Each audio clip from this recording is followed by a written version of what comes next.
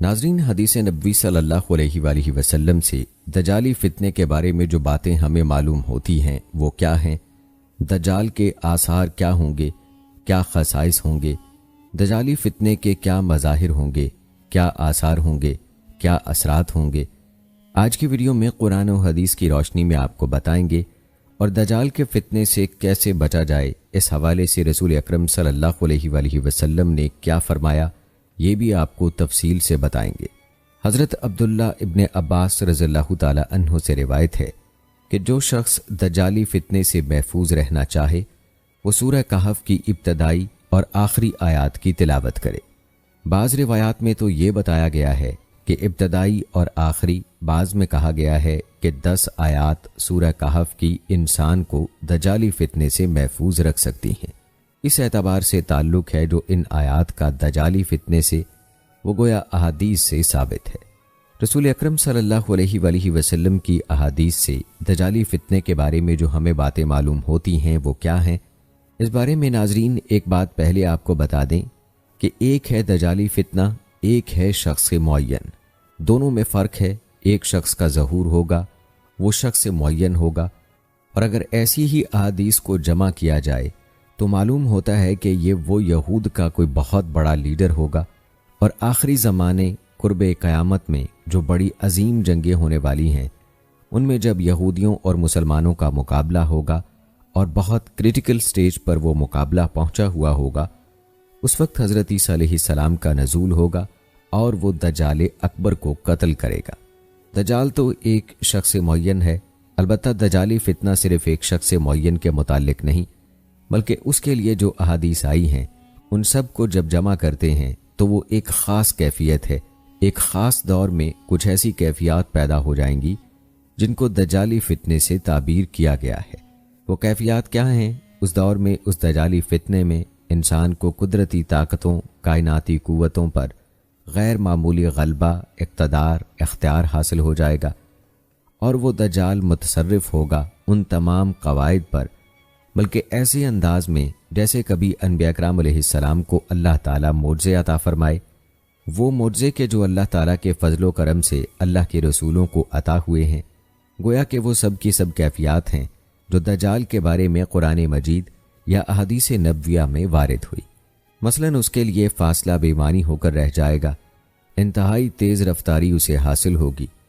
वो एक ऐसे तूफ़ान की मानिंद होगा जैसे सैलाब और बहुत ज़ोरदार आंधी के साथ तूफ़ान आया करता है।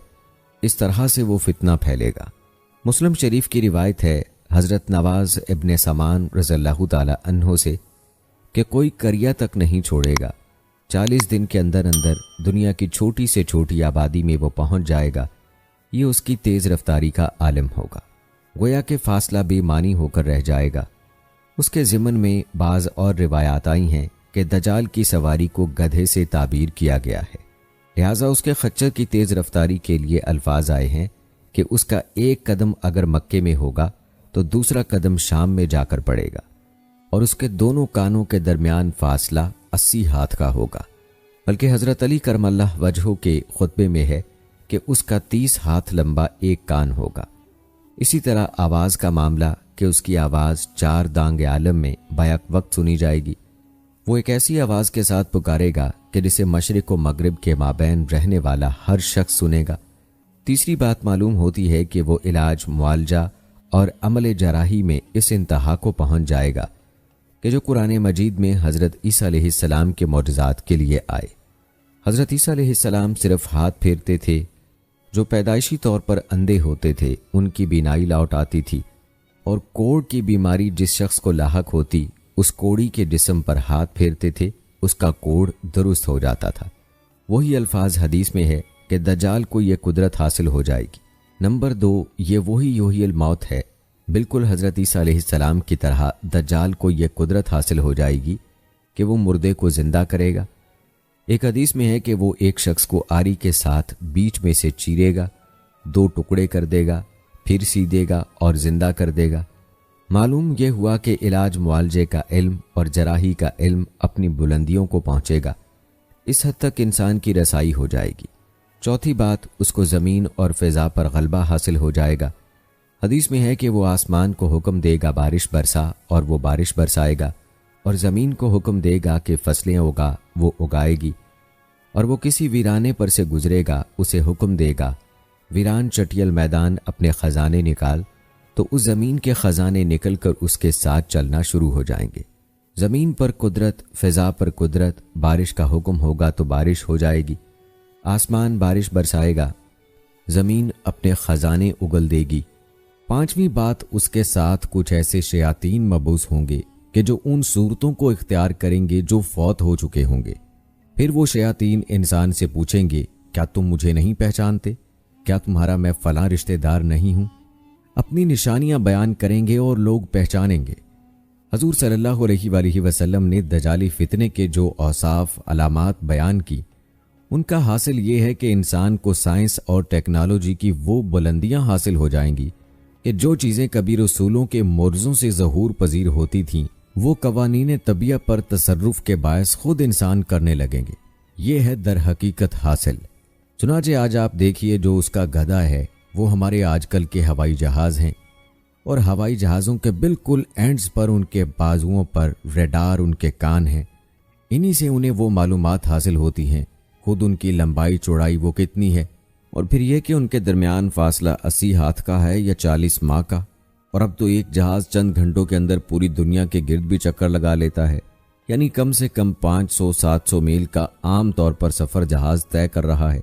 इसी तरह तिब्बी साइंस में जिस तरीके से इंसानों को जिंदा रखा जाता है, यानी ह्यूमन वेजिटेबल के जरिए दिल की धड़कन भी चलाई जाती है, खुराक भी पहुंचाई जाती है, आदमी साला साल तक जिंदा पड़ा रहता है, और सर्जरी के जरिए बाज़ जानवरों को काटा गया और फिर उनको सी दिया गया और जोड़ दिया गया। ये तमाम मोर्जे हैं जो इस वक्त साइंस दिखा रही है।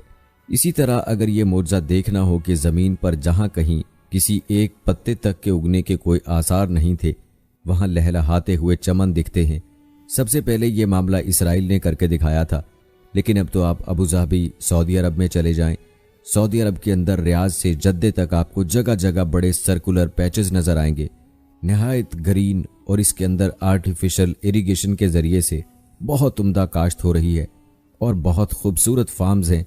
तमाम के तमाम सर्कुलर पैचेस के जरिए इरिगेशन होती है जो एक सर्कल में चलते हैं, और पानी की आर्टिफिशियल बारिश होती रहती है। फिजा के अंदर एटमॉस्फेयर कंडीशंस को ज़रा तब्दील किया जाए तो बारिश आ जाती है, और बाकी रह गया आवाज़ का यहाँ से वहाँ जाना।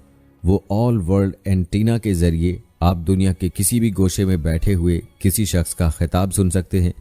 तो मालूम ये हुआ कि जितने औसाफ हदीस में आए हैं, जितनी सिफ़ात बयान हुई हैं, जो कवायद सामने आ रहे हैं, इन सब का हासिल एक लफ्ज़ में ये है कि साइंटिफिक डेवलपमेंट और टेक्नोलॉजिकल डेवलपमेंट इस दर्जे की हो जाएगी कि सोर्सेस ऑफ द नेचर पर इंसान को तसर्रुफ और तसल्लुत हासिल हो जाएगा, और इसके इस्तेमाल से उसके अंदर वो सारी की सारी कैफियत पैदा हो जाएंगी। अब सवाल यह है कि इस शय को फितना किस चीज़ ने बनाया। जहाँ तक साइंसी तरक्की का ताल्लुक है, तकनीकी तरक्की का ताल्लुक है, ये चीज़ें फिल असल फितना नहीं है, ये तो इन चीज़ों का ज़हूर है। अल्लाह ताला ने अज़ल में हज़रत आदम अलैहिस्सलाम को जो सलाहियत अता फरमा दी थी, ये एक्सप्लोशन है, उसका ज़हूर है। जैसे कि आम की गुठली में आम का दरख्त है, लेकिन जाहिर बात है कि उसको दरख्त बनने में वक्त लगता है। पहले 2 पत्ते निकलते हैं, फिर वो बढ़ता है, कई साल में जाकर वो दरख्त जवान होगा, फल देगा। इसी तरीके से यूं समझिए कि वो इल्म हज़रत आदम अलैहिस्सलाम को दे दिया गया, यानी वो सलाहियतें वदीयत कर दी गईं, वो फैकल्टीज, यानी देखो, सुनो, नतीजा निकालो और आगे बढ़ो। आपने एक चीज़ देखी, सुनी, नतीजा निकाला, उसको नोट किया, आगे बढ़े, फिर कोई चीज़ देखी, फिर कोई सुनी, साबिक जो नतीजा आपने निकाल कर महफूज किया था अपनी मेमोरी में, उसके साथ उसको टैली किया, कोई और नतीजा निकल आया और आगे बढ़े। ये तो कदम ब कदम इंसानी इल्म आगे बढ़ रहा है। ये हरगिज़ फितना ना होता अगर इसके साथ मुतवाज़न तौर पर ईमान और रूहानियत का इर्तिका भी होता रहता। अगर इसके साथ अल्लाह की मार्फत, अल्लाह की मोहब्बत, आखरत का ईमान होता, तो यह हरगिज़ फितना ना होता। दरहकीकत फितने के कुछ असबाब हैं। दरहकीकत मौजूदा ईसाईयत उसका सबसे बड़ा सबब है। इसके नतीजे में एक बहुत बड़ा गैप हाइल हुआ है कि ईमान और रूहानियत ख़त्म होते चले गए और ये टेक्निकल और साइंटिफिक डेवलपमेंट बढ़ती चली गई। इन दोनों के दरमियान जो मुहीब खला पैदा हुआ है उसने उसे फितना बना दिया है और अजीम तरीन फितना बना दिया है। वरना अगर इसके साथ ही अल्लाह पर ईमान, आखिरत पर ईमान और इंसान के अंदर ईमानी कैफियत, उसकी रूहानी कैफियत भी बरकरार रहती, बल्कि उसके साथ मतवाजन तौर पर उनको तरक्की करना चाहिए थी, तो ये हरगिज फितना नहीं है। उस दौर के MDM में आज की जो साइंटिफिक और टेक्नोलॉजिकल तरक्की है, गोया कि उसकी ताबीर की गई है कि वो दजाली फितना होगा। लेकिन उस शय को फितना बनाने वाली शय दर हकीकत ये है कि एक बहुत बड़ी खलीज हाइल हो चुकी है। ईमान और रूहानियत और दूसरी तरफ साइंटिफिक और टेक्नोलॉजिकल डेवलपमेंट में इन दोनों के दरमियान इतना बोझ और फख्र पैदा हो गया है कि जिसकी वजह से उसने फितने की शक्ल इख्तियार की। इसका सबब क्या है? सूरह कहफ की पहली आयत में हजरत मसीह अलैहिस्सलाम के दीन का तज़किरा हो रहा है। इन आयत का तर्जमा है, कुल हम्द उस अल्लाह के लिए है जिसने अपने बंदे पर किताब नाजिल फरमाई और उसमें कोई कजी न रखी, जो बिल्कुल सीधी है और खबरदार करती है एक ऐसी बड़ी अजीम और मुहीत जंग से कि जो ख़ास अल्लाह की तरफ से होगी, और बशारत देती है मोमिनीन को जो नेक अमल करे कि उनके लिए बहुत बड़ा और उम्दा अजर है, वो उसमें रहेंगे हमेशा हमेशा। अब दोहरा कर बात आई, और ताकि खबरदार कर दे उनको जिन्होंने ये कहा कि अल्लाह ने किसी को अपना बेटा बनाया। नहीं है उनके पास उसके बारे में कोई इल्म, न उनके आबाओ अजदाद के पास कोई इल्म था। कोई अक्ली दलील नहीं, कोई अल्लाह की उतारी हुई किसी किताब में, अल्लाह के उतारे हुए किसी सहीफे में उसके लिए सनद नहीं।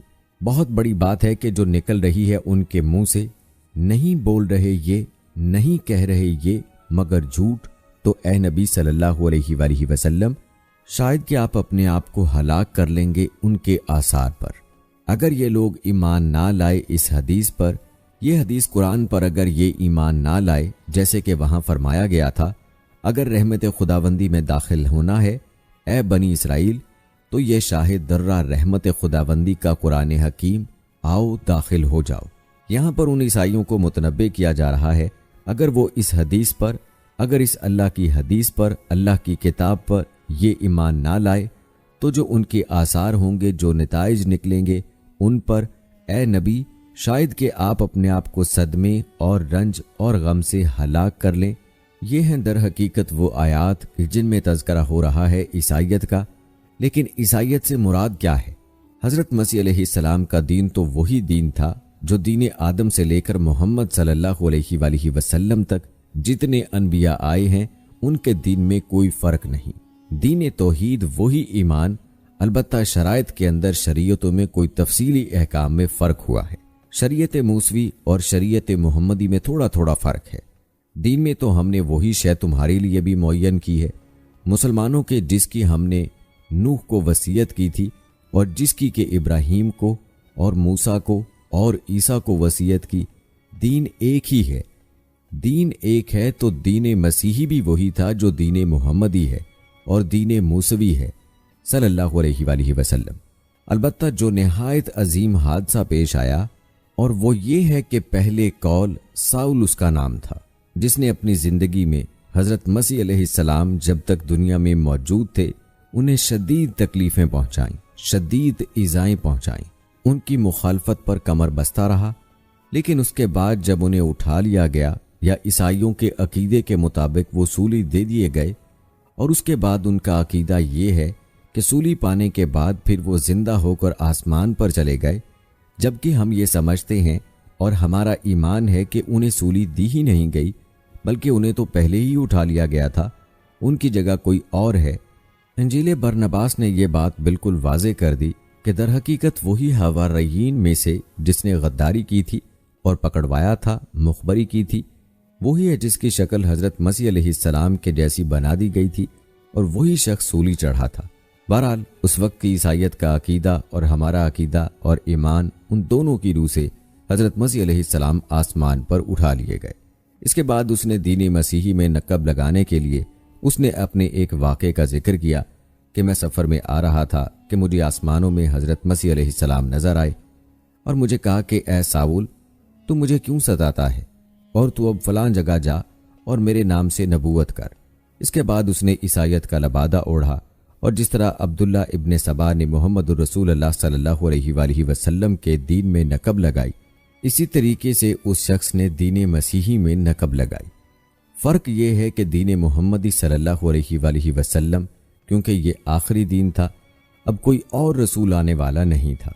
अल्लाह ताला की तरफ से उस दीन को, इस शरीयत को एक प्रोटेक्शन हासिल है, लिहाजा एक जुज़ की हद तक गुमराही फैल सकी, कल पर मोहित नहीं हुई। लेकिन बदकिस्मती से दीन मसीही के बारे में यह हुआ कि कुछ अरसे तक तो कशमकश रही है। असल दीन मसीही पर भी जो कारबंद लोग थे और जो उसके ऊपर कुछ अरसे तक मुस्तकीम रहे हैं, लेकिन होते होते तकरीबन हजूर सल्लल्लाहु अलैहि वसल्लम की बेसत के दौर तक असल दीन मसीह के मानने वाले तकरीबन ख़त्म हो चुके थे। शाज़ो नादर लोग रह गए थे, और उनमें भी ये जुर्रत नहीं थी कि अपने असल दीन का वो इजहार कर सकें, बल्कि होते होते उन 600 सालों के अंदर ये हुआ कि वही पॉलिज़म दर हकीकत मसीहियत की शक्ल इख्तियार कर गई। ये पॉलिज़म दर हकीकत अदयान आलम की तारीख में सबसे ज़्यादा गुमराह कुन मज़हब है, जिसका रद्द-ए-अमल यूरोप में पैदा हुआ, जिसने इस दजाली फितने की शक्ल इख्तियार की है। पॉलिज़म ने दीन मसीही या दीन इस्लाम में 3 बुनियादी तब्दीलियां की हैं। सबसे पहला तो वही जो कुरान कह रहा है, हज़रत मसीह उन्हें खुदा का बेटा करार दिया गया, और उसमें भी नोट कीजिए बेटे के लिए अरबी जुबान में 2 लफ्ज़ हैं, इबन और वल्द। इबन बेटे को भी कहते हैं, और इबन का कोई मानी ताल्लुक भी हो सकता है, सिर्फ बेटा नहीं। इब्न सबील मुसाफिर को कहते हैं, और रास्ते का बेटा यानी चूंकि रास्ते के साथ उसका एक ताल्लुक है, रास्ता चल रहा है, वो तो इब्ने सबील है। इब्नुल वक्त, वक्त का बेटा, वो वक्त का बेटा इस मानी में नहीं है, बल्कि ये कि जो हर वक्त हालात के मुताबिक गिरगिट की तरह अपना रंग बदलता चला जाए। इसी तरीके से जो मैंने दूसरी मिसाल दी है, उनको अगर आप सामने रखेंगे तो मालूम ये हुआ कि इब्न के तो दोनों मानी हो सकते हैं, लेकिन वल्द ये बिल्कुल मखसूस है, औलाद के मानी में है। ये तो गोया के सुलबी औलाद है।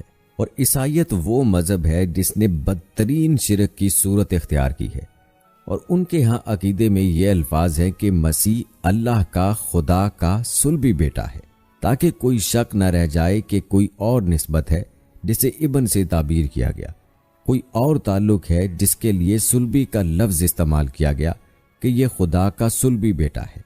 लिहाजा इस लफ्ज ने दर हकीकत शिरक की बदतरीन सूरत इख्तियार की कि बिल्कुल अल्लाह के बराबर, अल्लाह का हम नौ, गोया के बदतरीन शिरक जो है शिरक फिज़ात है। और शिरक फिज़ात की बदतरीन सूरत जो ईसाइयत में आई है कि हज़रत मसीह अलैहिस्सलाम को अल्लाह का सुलबी बेटा करार दिया गया। अब इसके नतीजे में चूंकि जाहिर बात है कि आखिर बाइबल भी मौजूद थी, इस बाइबल को एकदम सेंट पॉल कैसे ख़त्म कर देता, एकदम तौरात को कैसे ख़त्म कर देता। लिहाजा अब गोरख धंधा बनाना पड़ा उन्हें, वो तसलीस वाला गोरख धंधा, 3 में 1, 1 में 3, तौहीद भी है, तसलीस भी है। उसने अकीदे का ताल्लुक अकल से मुनक़ता कर दिया, उसमें समझ में आने वाली बात ही नहीं।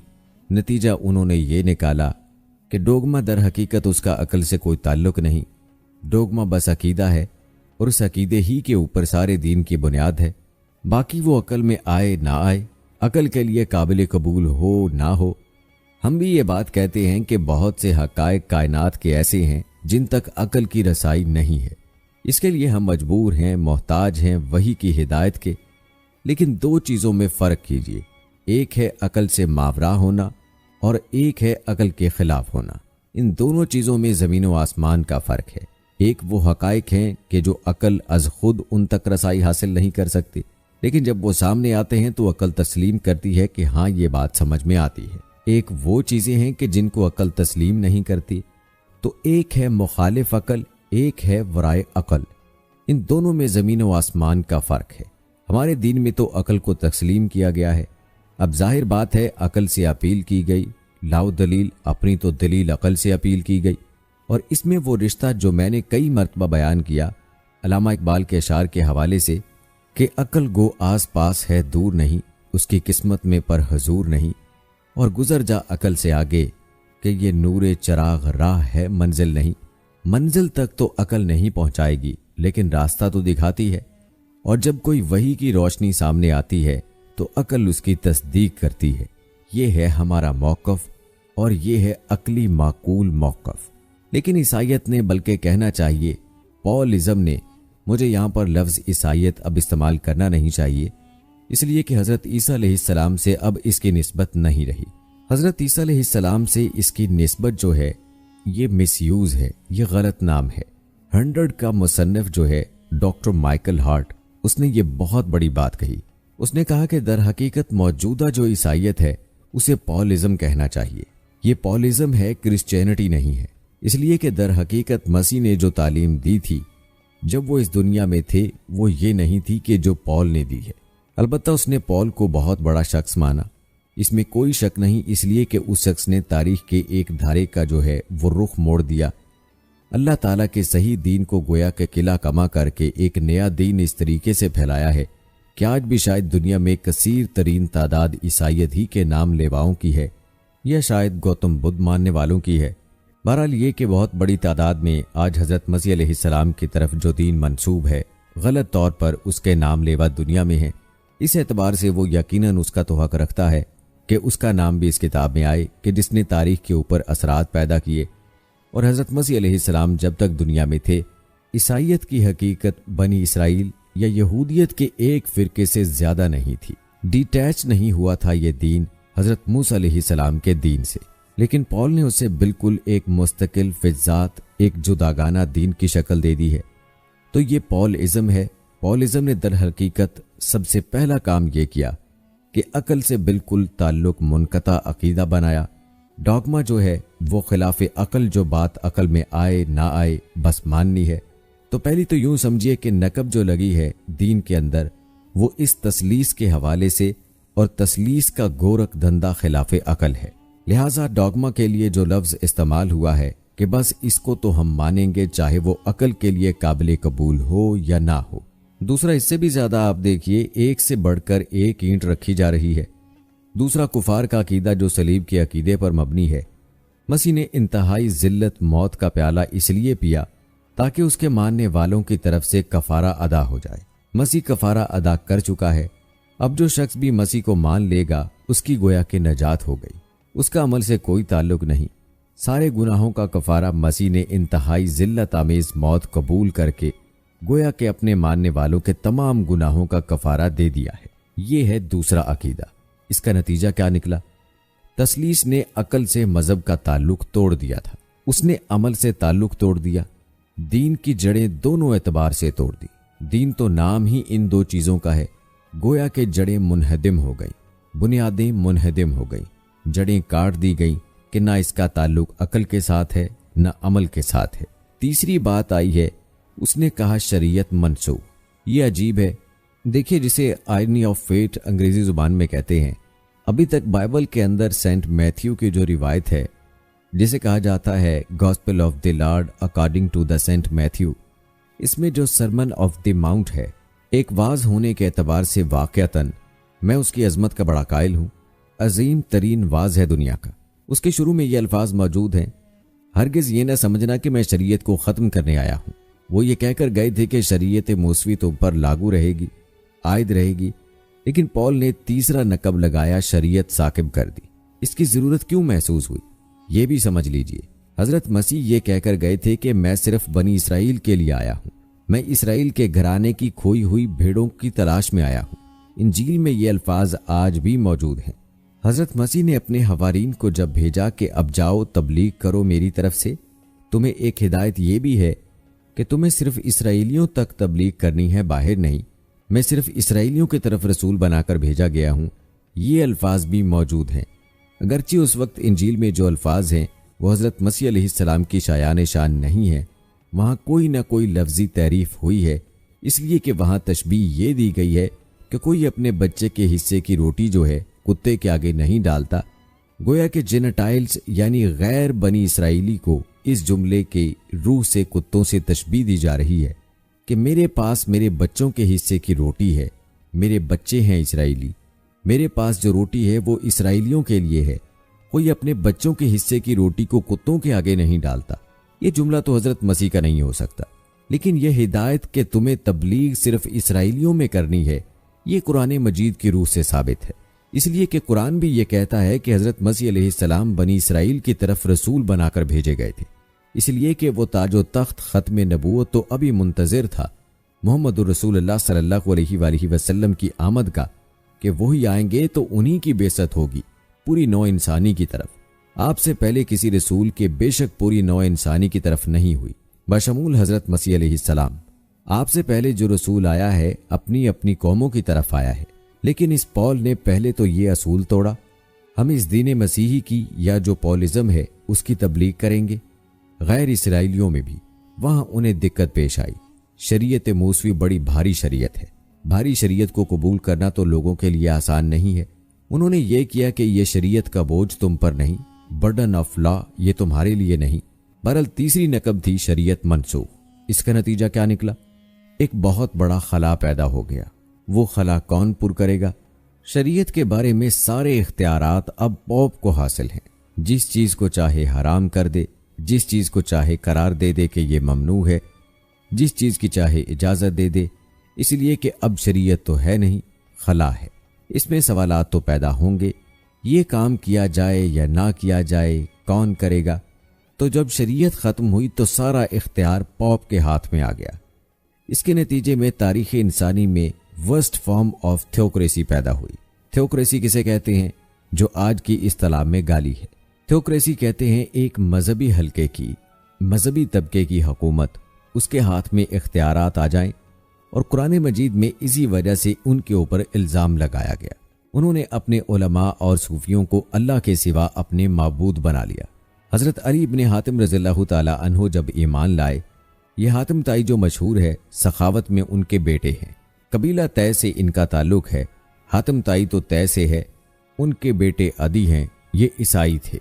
ये जब ईमान लाए और इन्होंने कुरान पढ़ा तो इन्हें एक अश्काल हुआ कि कुरान मजीद में तो हम पर इल्ज़ाम लगाया गया है। तो इन्होंने डरते डरते हुजूर की खिदमत में अर्ज किया होगा कि हुजूर ये बात तो कोई दुरुस्त मालूम नहीं होती, हमने तो कभी अपने उलमा और रुमान को खुदा नहीं समझा। वो इस मुगालते में थे कि जब तक सजदा ना किया जाए खुदा नहीं माना गया। हुजूर ने पूछा, क्या ऐसा नहीं है कि जिस चीज़ को वो हलाल कह दे तुम हलाल मान लेते हो, जिस चीज़ को हराम कहते हैं हराम मानते हो? जी हाँ, ये तो है। यही तो फरमाया, तहलील व तहरीम का इख्तियार सिर्फ अल्लाह के हाथ में है, या अल्लाह के नुमाइंदे की हैसियत से उसके रसूल के पास है, जिसको वही आती है। उसके बाद किसी को इख्तियार नहीं है। इज्तिहाद कर सकता है, लेकिन इज्तिहाद के लिए दलील देना होगी। किताबुल्लाह से कोई दलील लाओ, सुन्नत रसूल से कोई दलील लाओ, अकल से बात करो। लेकिन यह है कि तहलील व तहरीम ये खुदाई इख्तियार है, अल्लाह के हाथ में उसका इख्तियार है, और अल्लाह के नुमाइंदे की हैसियत से ज़्यादा ये अल्लाह के रसूलों के हाथ में इख्तियार आता है। इसके अलावा किसी के लिए भी नहीं। किसी और के लिए यह मान लिया गया, तभी तो उनको खुदा बना लिया गया। इसी मानी में आज की जमहूरियत बदतरीन शिर्क है कि यहाँ ये तस्लीम किया जाता है कि सोवरेंटी जो है वो अवाम की है। सोवरेंटी ऑफ द पीपल क्या मानी है कि अवाम के नुमाइंदे जो चाहें कानून बना दें, जिस चीज़ को चाहें हलाल ठहराएं, जिस चीज़ को चाहें हराम ठहराएं। उनके पास जिल्लत और हुर्मत के पूरे इख्तियारात उनके पास आ गए। यही तो खुदाई मकाम है। खुदा का मकाम दे दिया गया, इससे बड़ा शिर्क क्या होगा? दरहकीकत हाकमियत गैरुल्लाह इस दौर का सबसे बड़ा शिर्क है। तो वहाँ ये हक उलमा के एक तबके पॉप को दे दिया गया। गोया के तारीख़ इंसानी की बदतरीन मजहबी इस्तबदादी हुकूमत यूरोप में कायम हुई है। इसके हवाले से मैं कुछ तारीखी हवाले भी आपके सामने रख दूं। देखिए, जब तक पॉल ने यह काम शुरू किया है तो तकरीबन 3 सदियों तक तो यह सिर्फ एक मजहबी तबलीग का काम हुआ है। उन्होंने कोशिशें की, मेहनतें की, पैगाम पहुंचाया, और जैसा कि मैं अर्ज कर चुका हूं, उस वक्त तक गड़बड़ थे। पॉल के मानने वाले भी थे और हज़रत मसीह अलैहिस्सलाम के जो असल सहाबा थे, जो उनके हवारीन थे, उनके मानने वाले भी थे। लिहाजा कशमकश उनके अंदर भी चल रही थी। लेकिन हज़रत मसीह अलैहिस्सलाम के असल हवारीन अपने गुफ्तगू बनी इसराइल तक महदूद रख रहे थे। नंबर 2, ये उन्होंने शरीयत को साकिब नहीं माना। जंगल की आग की तरह पॉलिज्म वाली मसीहत फैली, इसलिए कि उसमें तो कोई शरीयत का कोई बोझ नहीं, कोई हलाल नहीं, कोई हराम नहीं, कोई नमाज नहीं, कोई रोज़ा नहीं। लिहाजा ये तेज़ी के साथ फैली। और 300 बरस तक एक कशमकश जारी रही। उन्होंने तबलीगें की, मसाइब झेले, कशमकश अंदर भी चली बाहर भी चली। लेकिन उसके बाद कैसर रूम कॉन्स्टेंटाइन, कुस्तंतीन जिसे कहते हैं, उसने ये महसूस किया बिल्कुल अकबर की तरह, जैसे अकबर ने महसूस किया था कि मेरी ममलकत के अंदर मजहबी तसादुम सबसे बड़ी इंस्टेबिलिटी का सबब है। लिहाजा इन तमाम मजहबों को एक हावन दस्ते में डाल के कूट कर एक दीन बनाओ। तो जो दीन अकबरी या दीन इलाही ने किया था, इस सियासी मसलहत की वजह से कि ये हिंदू मुस्लिम तसादुम और दूसरे मज़ाहब का टकराव हिंदुस्तान को एक सियासी वहदत और एक अपनी सियासी अजमत की तरफ पेशकदमी करने का रास्ता इख्तियार करने से रोकता है, लिहाजा ये काम किया जाए। यही कुस्तुंतून ने किया। उसने जब देखा बड़ी कशमकश चल रही है, उसने खुद पॉलिज्म वाली ईसाइयत इख्तियार कर ली। उसके लिए भी असल ईसाइयत इख्तियार करना मुश्किल था। पॉलिज्म वाली इख्तियार की और उसके बाद जो स्टेट थी, जो मशीनरी थी, जो ताकत दबाव, उसके हवाले से अब ये मसीहियत पूरे रोमन एम्पायर के अंदर बड़ी तेज़ी के साथ उसका एक निज़ाम कायम हुआ और मजहबी तबके का इक़्तिदार मुस्तहकम हो गया। इसके बावजूद 200 बरस और गुजरे। यूनान चूंकि इल्म, फ़लसफ़े, साइंस, हिकमत का बहुत बड़ा मरकज़ था। ये तमाम अरस्तू हो, अफलातून हो, ये सब यूनान के हैं। तो साइंस और फ़लसफ़ा दोनों इसका गहवारा यूनान था। यूनानी हुक्मा एतराज़ करते थे। लिहाजा सन 529 में जस्टेनियन एक कैसर था। अब कुस्तुंतीन के 200 बरस बाद उसने अपनी पूरी ममलकत में फ़लसफ़ा और साइंस की तालीम हराम करार दे दी। कोई ना फ़लसफ़ा पढ़ सकेगा ना साइंस। जो फ़लसफ़ा पढ़ेगा उसको मुर्तद करार दे दिया जाएगा और जिंदा आग में जला दिया जाएगा। इंक्विजिशन कोर्ट्स कायम हुई। वो मजहबी अदालतें इसलिए कायम हुई थी कि जिसके बारे में मालूम हो जाए कि ये फ़लसफ़ा पढ़ता है या साइंस पढ़ता है, इसलिए कि फ़लसफ़ा और साइंस दोनों डॉगमा की जड़ काटते हैं। वो डॉगमा जो पॉलिज्म वाला डॉगमा है, इसकी जड़ खोदने वाली है दोनों चीज़ें। और चूंकि वो दोनों अकल को अपील करती हैं, ये डॉगमा अकल के मुतजाद हैं, लिहाजा मजहब का तहफ़्फ़ुज़ इसी तरह हो सकता है कि अब इन दोनों को बिल्कुल ममनू करार दे दिया जाए। यूं समझिए कि तकरीबन 1000 बरस तक यूरोप में फ़लसफ़ा और साइंस की तालीम ममनू हो गई। ये है दर हकीकत सबसे पहला काम जो 529 में जस्टेनियन ने किया। इसके बाद आगे चलकर पॉल को इख्तियार हासिल हो गया, जिस चीज़ को चाहे वो कानून का दर्जा दे दे, इसलिए कि शरीयत तो है नहीं, खला को कौन पुर करेगा। पॉल को इख्तियार हासिल हो गया, वो जिसके गुनाह चाहे माफ़ कर दे। अब देखिए, अगरचे वैसे तो गुनाह पहले ही माफ़ हो गए कि जिसने मसीह को मान लिया तो अगले पिछले सब गुनाह माफ़ हो गए, लेकिन फिर भी इंसान के दिल में एक खलिश रह जाती है, चूँकि एक इखलाकी हिस्स इंसान के अंदर अल्लाह ने पैदा की हुई है। जब कोई शख्स कोई बदकारी करता है, कोई चोरी करता है, डाका डालता है, तो वो जो एक कॉन्शियस पिक करता है, उसको भी ख़त्म करने के लिए अगर पोप या कार्डिनल या उसके किसी नुमाइंदे के सामने जाकर इतराफ़ गुनाह कर लो और कुछ उसकी मुट्ठी गर्म करो, कुछ हदिया पेश करो, तो तौबा नामा, माफ़ी नामा तुम्हें दे दिया जाएगा और वो तुम्हारे लिए सनद है कि कोई तुमसे तुम्हारे गुनाह के बारे में नहीं पूछ सकता। फिर उनकी कीमतें थीं, उनके लिए बड़े बड़े हदिये मुकर्रर किए गए थे। तीसरी चीज़, बाइबल का मफहूम कोई सनद नहीं है, इसलिए कि बाइबल हॉन्ट कर रही थी ना। ओल्ड टेस्टामेंट भी है, यह हज़रत मसीह अलैहिस्सलाम की 4 इंजीलें भी हैं, ये तालीम कुछ और है, लिहाजा बाइबल सनद नहीं है। सनद पॉप का फरमान है बाइबल की शरह करने की।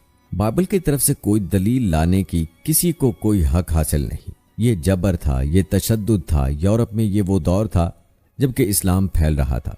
मैंने इसलिए आपसे नोट कराया, आपको 529 में जस्टेनियन का ये फरमान है। 571 में हजूर की विलादत हो रही है, वही सदी है, और 629 के आसपास सल्तनत रोमा के साथ मुसलमानों का टकराव शुरू हुआ।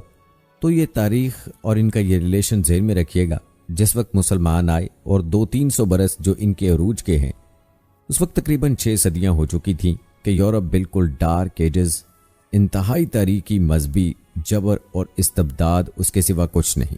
और वो मुल्लाओं की हुकूमत, जिसे आजकल की इस्तिलाह में कहा जाएगा, वो जिसको चाहे जो चाहे सज़ा दे दे। पोप को इख्तियार हासिल है किसी के बारे में ज़रा, जैसे बाज़ औक़ात ख़बरें सच्ची हैं या झूठी, लेकिन मैं मिसाल दे रहा हूँ। जैसे ख़बरें आती रही हैं ईरान के बारे में कि कहीं अगर मालूम हो गया तो पासदारान इनकलाब पहुँचे और समरी ट्रायल और फ़ौरन ख़त्म किया आदमी। इस किस्म की कोर्ट्स वहाँ कायम हुई और यूँ समझिए कि लाखों अफराद जिंदा जलाए गए। लेकिन इसके बाद आलम इस्लाम में वो रोशनी फैली और ख़ास तौर पर बनु अब्बास के ज़माने में जो भी फ़लसफ़े और साइंस का कोई दिलचस्पी रखने वाला वो भागकर आलम इस्लाम में आ गए। अब यहाँ इन किताबों के तर्जमे हुए। ख़ास तौर पर मामून और हारून रशीद ज़माने के अंदर ये इल्म मुसलमानों ने हिंदुस्तान यूनान से भी लिया और इसके बाद ये गरनाता और करतबा की यूनिवर्सिटियों के ज़रिए से इस इल्म ने दोबारा यूरोप में पेनिट्रेट किया है। देखिए सर्कल कैसे बना है। पहले आलम इस्लाम मिडिल ईस्ट में यूनान का इल्म आया, फिर इधर से होकर चक्कर खाकर स्पेन की यूनिवर्सिटियों के ज़रिए से यूरोप में इंट्रोडेवेस हुआ। उस वक्त फिर इस्लाह मज़हब की तहरीक शुरू हुई और साथ ही तहरीक अहयाउल उलूम रिवर्सल्स, इसके नतीजे में वहाँ बेदारी पैदा हुई। एक तो प्रोटेस्टेंट मज़हब पैदा हुआ और कई सौ बरस तक कैथोलिक्स के अंदर और प्रोटेस्टिंग में तसादम रहा। पूरे इस्लाम की तारीख में कभी इतने खूनी फसादात नहीं हुए, कभी भी शिया सुन्नी फसाद भी इतना नहीं हुआ जितना कि कई सौ बरस तक रोमन कैथोलिक्स और प्रोटेस्टिंग के माबैन यूरोप में होता रहा है। बल्कि इसमें तो ऐसे ऐसे वाक़यात आते हैं कि लगभग 10 लाख अफराद ख़त्म हुए हैं। ये आपस का तसादुम था। प्रोटेस्टेंट मज़हब जो इस्लाह मज़हब की तहरीक के ज़रिए से पैदा हुआ और वो रोमन कैथोलिक पापायत वाला निज़ाम, उनके दरमियान जो तसादम हुआ, 10 लाख की तादाद बताई जाती है कि आदमी मारे गए। बल्कि फ्रांस का एक शहर है, वहाँ तो 19 दिन तक प्रोटेस्टिंग का मुसलसल कत्लेआम किया गया और वहाँ हामला औरतों के पेट चाक करके बच्चे निकाल करके उनको भी ख़त्म किया गया है। ये सारा जुल्म वहाँ हुआ है, तसादम हुआ है। इसके नतीजे में आप खुद सोचिए कि अवाम के अंदर मज़हब से किस कदर नफ़रत पैदा हुई। इसके साथ ही अब वो इल्म शुरू हुआ, साइंस शुरू हुई, लिहाजा इल्म और साइंस दोनों की जड़ में मज़हब से शदीद नफ़रत पैदा हुई है। ये वो सबब है कि जिसने यहाँ से रास्ते अलहदा कर दिए। और मज़हब चूंकि जबर करता है, मज़हब चूंकि अकल के ऊपर बेड़ियाँ बिठाता है, पहरे बिठाता है, और मज़हब चूंकि तशद्दुद करता है, लिहाजा मज़हब के ख़िलाफ़ एक नफ़रत, एक रिएक्शन ये है। इस सारी साइंसी इर्तका और साइंटिफिक और टेक्नोलॉजिकल जो डेवलपमेंट हुई है, इसकी जड़ में मज़हब से नफ़रत के बीज बो दिए गए। और ये 200-250-300 साल में अब ये जो तनावर दरख्त बनकर आया है, एक तरफ साइंस की तरक्की, टेक्नोलॉजी की तरक्की आसमान को छू रही है। आज इंसान के चांद के ऊपर कदम पहुंच चुके हैं और आपका एक रॉकेट तमाम सियारे यह हमारे सोलर सिस्टम के हैं, इन सब का चक्कर लगाकर और वो इससे बाहर चला गया है। खला के अंदर कहाँ गया कुछ पता नहीं, लेकिन यह कि तकरीबन यूं समझिए कि सन 77 का चला हुआ वो और 12 बरस तक उसने सफ़र तय किया है और कम से कम सोलर सिस्टम का पूरा अहाता किया है। और जब मैंने आपको वो अहादीस सुनाई, उनके हवाले से क्या बात समझ में आई कि ये साइंटिफिक, सारी की सारी साइंटिफिक डेवलपमेंट, ये टेक्नोलॉजिकल डेवलपमेंट, लेकिन चूंकि उनके साथ मज़हब का इनकार है, खुदा पर ईमान नहीं है, आखिरत का यकीन नहीं है, रूह का गोया इनकार, रूहानियत तो बहुत दूर की बात है, रूह का भी इनकार। नतीजा ये है कि उन दोनों चीज़ों के माबैन वो गैप, जिसे मैंने कहा था अपॉलिंग गैप, एक बहुत बड़ा गैप जो पैदा हो चुका है। अब मैं हदीस आपको सुना रहा हूँ। बुखारी शरीफ में जो रिवायत है, हजूर नबी करीम सल्लल्लाहु अलैहि वसल्लम ने फरमाया कि दज्जाल के माथे पर लिखा हुआ होगा काफ फे रे यानी कुफर। वो इस तरह नुमाया लिखा हुआ होगा कि हर शख्स उसे पढ़ लेगा, चाहे वो लिखने वाला हो चाहे ना हो, लिखा पढ़ा हो चाहे ना हो। यानी इस तहजीब की पेशानी पर कुफर लिखा हुआ है।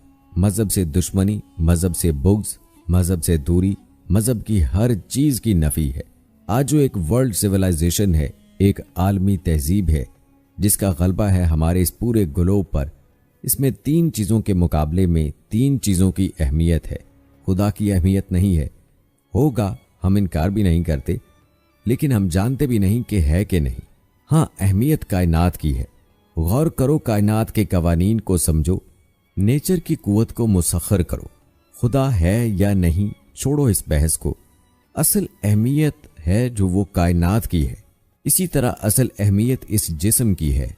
रूह होगी कोई शय, हमें नहीं पता, ना हम देख सकते हैं, ना हम उसे छू सकते हैं, ना चख सकते हैं, होगी शायद, लेकिन असल अहमियत वो मादे की है जो जिस्म की है, उसकी फिक्र करो।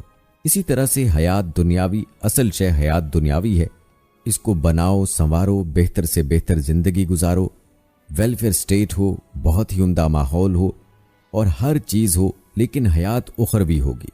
अब तो आराम से गुजरती है, आखिरत की खबर खुदा जाने है या नहीं है, इससे हमें कोई बहस नहीं है।